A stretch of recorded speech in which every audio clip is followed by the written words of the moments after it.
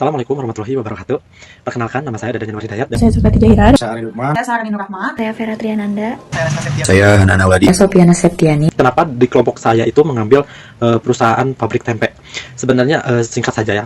Menurut kami, pabrik ini adalah suatu pabrik yang sangat terlihat gitu dalam suatu kecatatannya, karena pabrik tempe ini suatu kebutuhan yang emang harus kita lebih prediksi lagi.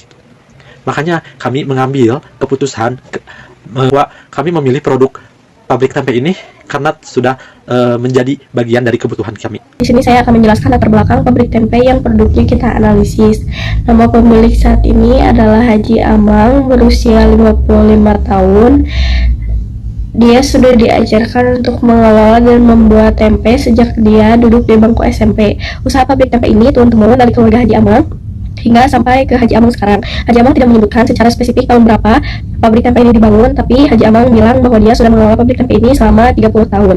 Pada proses pembuatan tempe, hal yang paling pertama dilakukan yaitu mencuci bersih kacang kedelai yang telah dipilih. Setelah kacang kedelai dicuci dengan bersih, rebus kacang kedelai tersebut selama 2 jam. Setelah direbus lalu ditiriskan. Setelah itu, diamkan kacang kedelai yang sudah direbus selama 1 hari agar menghasilkan air bibit yang bagus. Setelah didiamkan selama 1 hari, giling kacang kedelai tersebut agar menjadi terpisah-pisah. Setelah digiling, keringkan selama beberapa saat.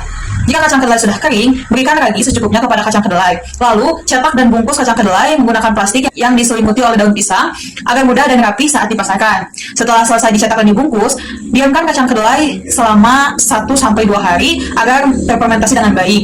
Setelah didiamkan selama 1-2 hari, kacang kedelai tersebut dipasarkan oleh pemiliknya. Di sini saya akan sedikit menjelaskan tentang kecacatan pada tempe. Yang pertama, perubahan warna pada tempe.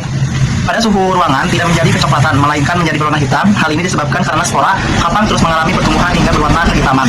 Yang kedua, bisa jadi halnya itu karena jamur sudah tumbuh dan menghinggapi tempe sehingga sudah tidak layak dikonsumsi. Ciri tempe berjamur bisa dijumpai melalui penampilan yang tidak jelas dan sudah tidak layak dikonsumsi. Mengenai analisis hasil kelompok kami yaitu pabrik tempe dengan 7 alat bantu, yaitu yang pertama dari data telah dilakukan 10 kali produksi. Setelah 7 alat bantu ini kita analisis dan kita lakukan dengan 7 alat bantu tersebut, kita dapat menyimpulkan bahwa jenis cacat yang paling banyak itu adalah bentuk yang tidak rata sebanyak 29 yang dapat dibuktikan dengan 7 alat bantu tersebut, di mana yang paling tinggi itu bentuk tidak rata, lalu yang keduanya ada berwarna kehitaman dan juga kemasan rusak. Tetapi semuanya itu masih di dalam kendali karena dapat dibuktikan dalam yang scatter diagram bahwa titiknya ini positif. Lalu dapat dibuktikan juga pada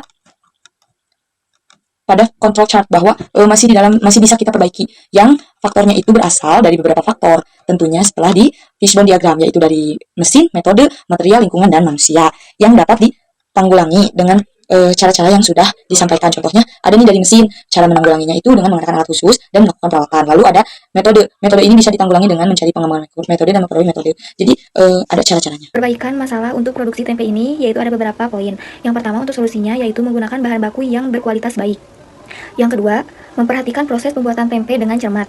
Yang ketiga, melakukan penelitian untuk mengembangkan teknologi pembuatan tempe yang lebih baik. Yang keempat, meningkatkan produksi kedelai lokal untuk mengurangi ketergantungan pada impor. Yang kelima, menjaga kualitas bahan baku dan proses pengolahan tempe. Yang ketujuh, menerapkan teknologi dan inovasi untuk meningkatkan efisiensi dan kualitas produk tempe. Dan yang terakhir, meningkatkan edukasi dan pelatihan bagi pengrajin tempe tentang cara pembuatan tempe yang baik dan benar. Dengan mengetahui penyebab dan solusi masalah pada tempe, diharapkan kualitas tempe di Indonesia dapat ditingkatkan sehingga tempe menjadi makanan yang aman, sehat, dan disukai oleh semua golongan masyarakat. Setelah pemaparan yang telah disampaikan oleh teman-teman kelompok saya, dapat disimpulkan bahwa kecacatan produk tempe dapat disebabkan oleh lingkungan yang kurang higienis, bahan baku yang kurang berkualitas, proses produksi yang tidak sesuai dengan prosedur yang ada, serta pemasaran yang kurang tepat. Oleh karena itu, untuk menanggulangi permasalahan tersebut, salah satunya ialah lebih berfokus pada perbaikan bahan baku yang berkualitas, proses produksi sesuai dengan prosedur yang ada, serta lebih mengutamakan kebersihan tempat produksi agar lebih higienis dan lebih memperhatikan pemasaran pada produk agar tidak terjadi kerusakan baik dari segi tampilan, rasa, maupun tekstur saat akan didistribusikan. Kesimpulan saya memilih pabrik tempe yang tepat ini yaitu dapat memberikan keuntungan bagi konsumen dan kualitas tempe terjamin, serta harga pun terjangkau murah.